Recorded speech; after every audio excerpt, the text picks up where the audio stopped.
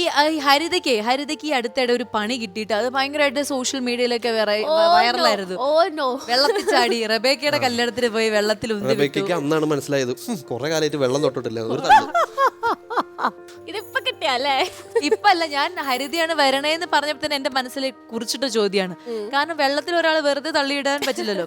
ഒന്നേ നിങ്ങൾ അവിടെ എന്തെങ്കിലും കുസൃതി കാണിച്ചു നമുക്ക് മനസ്സിലാവും. ആ വെള്ളത്തിൽ നിന്ന് എഴുന്നേറ്റിട്ട് അവളിങ്ങനെ നിൽക്കുന്നുണ്ട്, വെള്ളം എന്റെ മേത്തായോ, ആ ഒരു ഫീൽ ആയിരുന്നു. ഇല്ല, വർഷങ്ങളായി ഞാൻ കാത്തു സൂക്ഷിച്ച പോടാ. അല്ല, സംഭവം ശരിയാണ്. ഞാൻ വെള്ളം കണ്ടിട്ടില്ല എന്നുള്ളതല്ല, അത് റബിന്റെ കല്യാണത്തിന്റെ ഒന്നായിരുന്നു. ഞങ്ങള് ആർട്ടിസ്റ്റുകളെല്ലാരും കൂടെ നിൽക്കാണ്. അപ്പൊ അവള് ഭയങ്കര എക്സൈറ്റഡ് ആയിരുന്നു. അപ്പൊ അതിന്റെ ഇതില് സംഭവിച്ചു പോയതാണ്. എക്സൈറ്റ്മെന്റില് ഹരിതേനെ അങ്ങ് വെള്ളത്തിൽ ഉന്തി വിടാൻ തോന്നി. എല്ലാരും കൂടെ ഭയങ്കര ഫണ്ണായിട്ടൊക്കെയാണ്. അപ്പൊ ഇവര് പ്ലാൻഡ് ആയിരുന്നു, പ്രതീക്ഷയൊക്കെ പ്ലാൻഡ് ആയിരുന്നു. പക്ഷെ ഞാൻ വിചാരിച്ചത്, അവൾ എന്നോട് പറഞ്ഞാൽ നമുക്ക് വെള്ളത്തിൽ വീഴുന്ന പോലെ പോസ് ചെയ്യാന്നൊക്കെ. ഞാൻ ഓക്കെ എന്നൊക്കെ പറഞ്ഞ് ഫോണൊക്കെ മാറ്റി വെച്ച് ഞാൻ റെഡി ആയിട്ട് നിന്നു. പക്ഷെ വെള്ളത്തിൽ വീണിട്ട് ഇപ്പൊ പറഞ്ഞ ശരിയാന്ന് പറഞ്ഞാൽ ഞാൻ എഴുന്നേറ്റ് ഓക്കെ. അപ്പൊ ഞാൻ വെള്ളത്തിൽ പോയി, ഞാൻ വെള്ളത്തിലാണ്.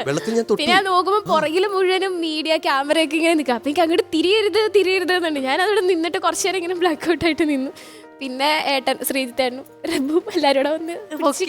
അത് ശരി. അപ്പൊ അങ്ങനെ നിങ്ങള് അവര് പ്ലാൻ ചെയ്ത ഒരു വെള്ളത്തിൽ ചാട്ടം വരുന്നത്, പക്ഷെ കുട്ടി പ്രതീക്ഷിച്ചില്ല. പക്ഷെ മീഡിയയിൽ അത് വൈറലായി.